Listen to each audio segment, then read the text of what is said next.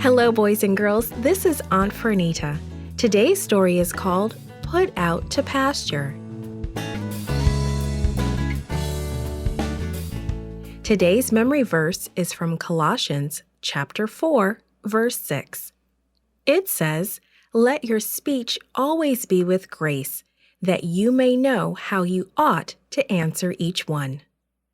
The message is, I can serve God wherever I am. Would you like to live in a field with cows and eat grass? A king once spent 7 years living among the animals. This is how it happened. King Nebuchadnezzar was bothered by the dream of the great image. He was flattered and pleased that Babylon was first, but it worried him that other kingdoms came after his kingdom. Then he had another strange dream. Nebuchadnezzar's wise men could not interpret the dream. So once again, Nebuchadnezzar sent for Daniel. He told Daniel about his dream. This is what he told Daniel. "I dreamed a large tree in the middle of a plain. It was enormous, and it seemed to reach up to heaven. The leaves were beautiful, and the fruit plentiful. The birds made their home in its branches, and the animals sheltered under it. Then suddenly I saw a holy one. I heard a loud voice from heaven saying, 'Cut down the tree, trim off the branches. Tell the animals to run away and the birds to find another home. But leave the stump in the field and put a brass and iron band around it.'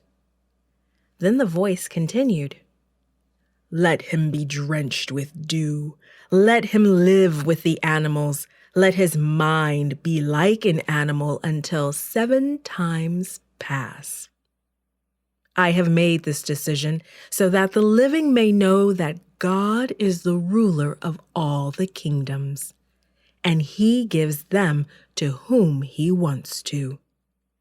When Daniel heard the dream, he was troubled. The meaning was plain to him, and it was not a pleasant message to deliver to the king. The king might become angry, but Nebuchadnezzar tried to reassure him. He just wanted to know what the dream meant. Daniel knew that God wanted him to speak the truth, so he told the king that his dream was a warning from God. He explained that Nebuchadnezzar was the tree.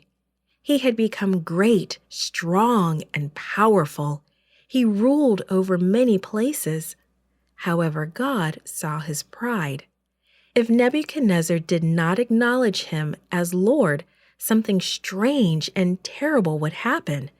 He would become insane and live in the fields like an animal for 7 years.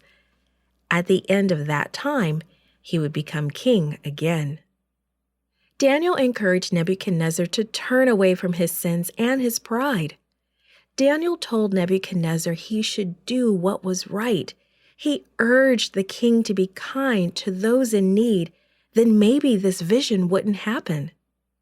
A year later, Nebuchadnezzar was walking on the roof of the royal palace.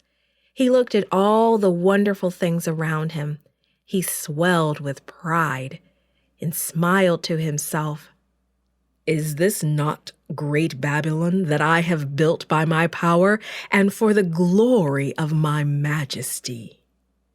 No sooner had he said these words than he heard a voice from heaven. "Nebuchadnezzar, you will become like an animal. You will live out in the fields for 7 years. At the end of that time, you will acknowledge me as Lord. Then you will become king again." It was just as God had said. He lived outside in the field like an animal for 7 years. At the end of the 7 years, Nebuchadnezzar became sane again. He praised God as the ruler of the earth. His advisors and nobles came to talk with him, and he was made king once more. It was hard for Daniel to deliver God's message to Nebuchadnezzar. but God was with him. And God will be with you as you serve him wherever you are. This podcast is read by Franita Buddy for Gracelink.net. Created and produced by Falvo Fowler. Post-produced by Faith Toe at Studio El Piso. The theme music is by Clayton Kinney. Animation and artwork by Giogo Godoy. The audio engineer was Karel Holness. For more information, please visit Gracelink.net.